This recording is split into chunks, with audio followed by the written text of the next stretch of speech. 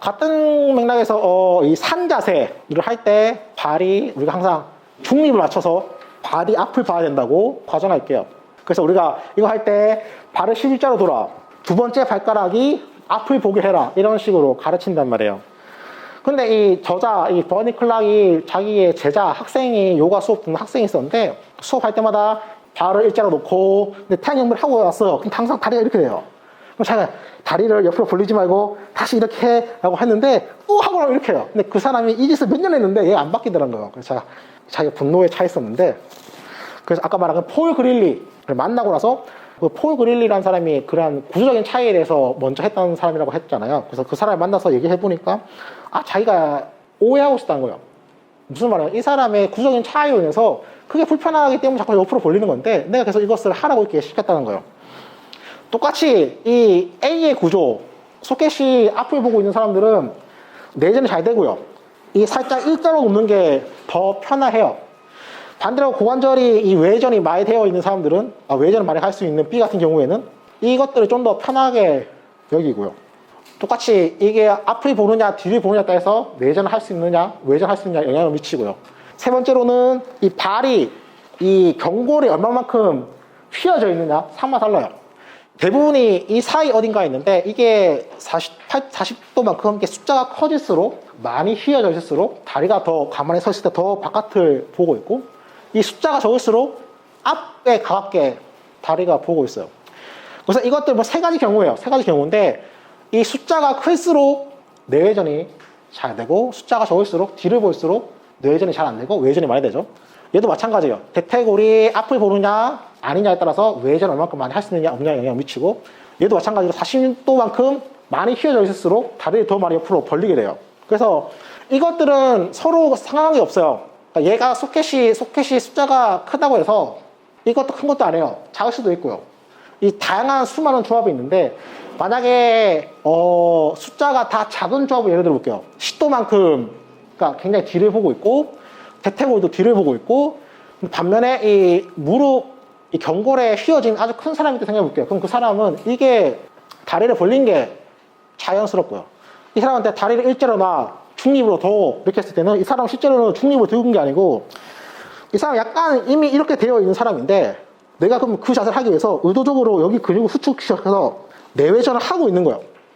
반대로 아까 말한 그 정반대의 케이스, 이 각도도 크고 이것도 크고 휘어짐이 적은 사람은 그냥 가만히 서 있는 게 이건고요. 그래서 우리가 이걸 중립으로 돌아가는 이유는 뭐냐면, 중립으로 뒀을 때 에너지를 덜 쓰고 편하기 때문이라는 건데, 우리가 이것을 봤을 때 시각적으로는 이게 중립이 맞아요. 시각적으로는 이게 맞는데 이 사람한테도 이게 중립이지 않은 거예요. 당연히 안 할 수 있다는 거예요. 그래서 태양경배 자세를 했어요. 그 사람이 태양경배 자세를 하고 나면 항상 다리를 끝나고 나면 다리를 이렇게 벌렸다고 얘기를 했잖아요. 다 같이 한번 서보실까요? 그래서 그 느낌이 뭐냐면, 우리가 이 발 앞꿈치는 가만히 있고 발 뒤꿈치를 최대한 이렇게 한번 해볼까요? 최대한 본인이 갈 수 있는 만큼 최대한 해볼게요. 편하신가요?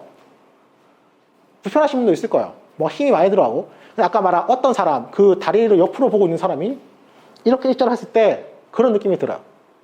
다리 일자로 놓고 의자서 한번 해볼게요. 저 같은 구조를 가진 사람들은 어떻게 되냐면, 이미 다리를 일자로 했을 때 이렇게 내외전 되어 있죠.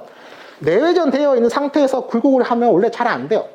그래서 무슨 말이냐면 여기 앞에서 걸리기 때문에. 그래서 이런 분들은 이 자세가 그렇게 불편하잖아요. 근데 저같이 는 사람이 일자로 놓고 굴곡을 시키면은 여기 걸려서 깊게 못 들어가고 불편해요.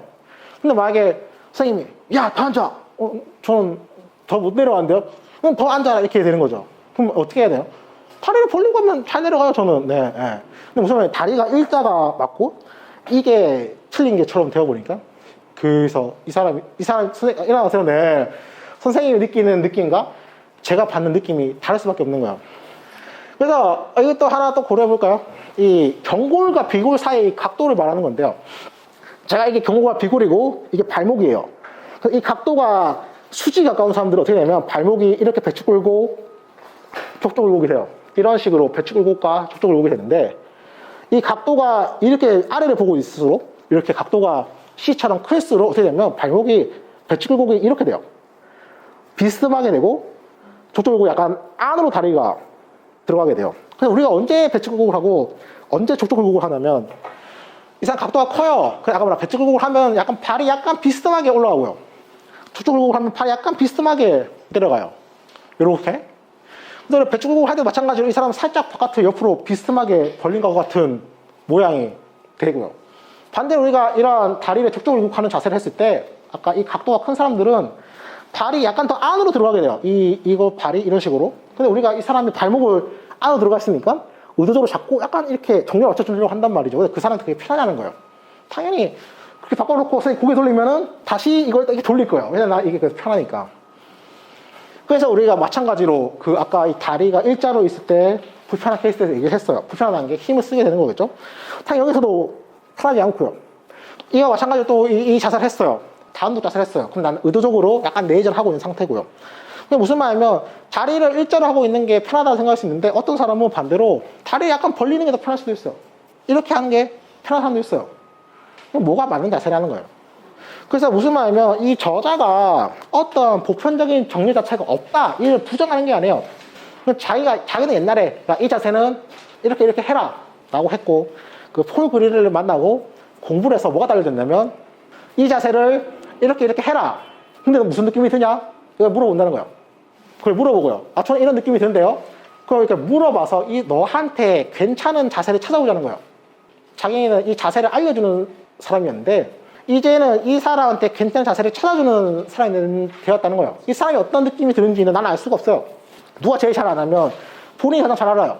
그래서 그걸 물어보고 자기가 네가 이렇게 해서 불편하면은 이거나 이런 것들을 해보렴이 되고 저는 이게 더 편한 것 같아요. 너는 그렇게 해라가 되는 거죠. 자기는 이거에 대한 것에 더 이상 얽매이지 않는다는 거예요.